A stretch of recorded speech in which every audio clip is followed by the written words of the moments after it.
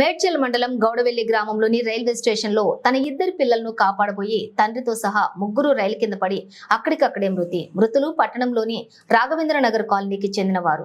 Krishna railway line man గా పనిచేస్తున్నాడు. ఇంకా పూర్తి వివరాలు తెలియాల్సింది.